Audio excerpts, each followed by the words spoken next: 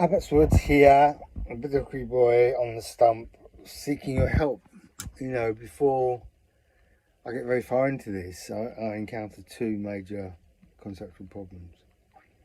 One is the question of consciousness and the world, which I'll come back to in a second.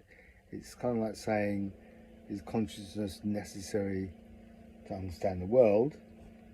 And people seem to fall around this argument, and I don't get it. And then the other one is something posited by, I think, Martin Heidegger and Jean-Paul Sartre and Kierkegaard and these sorts of people, differentiating between essence and existence. That is the nature of reality, which is a metaphysical question, and existence, which has got to be kind of like more social or kind of like cultural thing.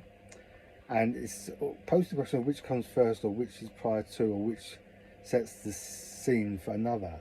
Does the world set the scene for consciousness, or does consciousness have to be there before there's a world? Do you need to have established an existence before your essence? Do you need to, differentiate between ontology, the nature of reality, if you like, and epistemology, the knowledge of that reality? And it's all kind of like, this dualism, this consistent dualism. And what I struggle with is this. Consciousness seems to me is part of the world, not as in a panpsychic, it being in the trees or in the woods, but its existence, and we don't know how it came about, that wet matter based on the material configuration of neurons and such like becomes conscious. We still don't know the answer to that, and that's really important, the fact we don't know it. But it didn't exist outside of the world and then appear. So it seems to me that whatever it is, and it's more likely to be, I think, an adjective or verb than a noun, a kind of like process rather than a thing. It has to be, I think, conceptualized as being in and part of the world. The same with the difference between existence and essence. You can't have an essence of a thing without it existing. And you can't have existing things that don't have some kind of essence to them. So I think this dualism is not helpful. But it is the way the culture in the West in particular has divided the world up. So we do have a division between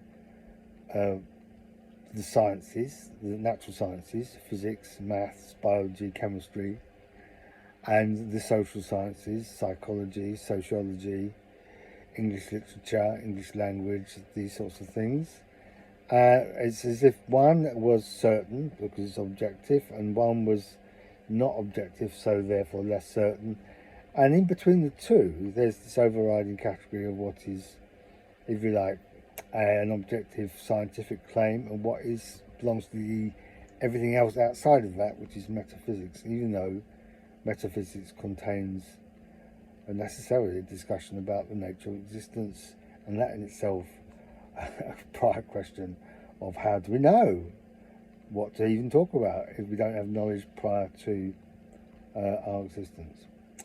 My kind of struggle with this, and I'm hoping you can help me, is it all seems to confuse things, because ontology, its existence, has to have been prior to epistemology. In other words, there must have been a time when there were no sentient, sapient beings around that could form concepts of the world.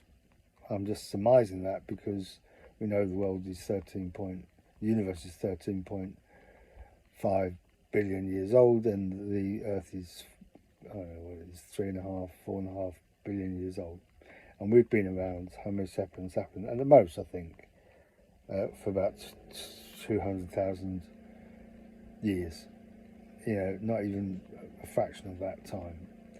So there would have been an existence or an ontological foundation that was prior to consciousness, but we can't really even begin to speculate about that as such, which some people do, right? Some people think that when we think of the world, Gaia, trees, forests, woods, lakes, rivers, flora and fauna.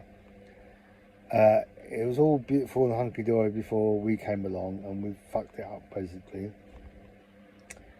And that very conceptualization of problem is itself a problem for me, because without the consciousness in the beginning, you couldn't even conceive of there being a world. Therefore, the conceptualization of the world is a consciousness-related activity. So you might speculate, as some do, and a friend of mine while fishing did, that we can do without consciousness. And that's kind of like, must be the thinking of suicidal. And Albert Camus looked at this. If there's no purpose to existence, then what's the point? And he comes down on the side of, I think, a more generous and positive interpretation of that question, which is, if there is no purpose, it's up to us to make one. Anyway, problems. Abbott's Wood, signing off, but hoping beyond hope that between us we can start to make some sense of all of this, but not in the way it's currently articulated.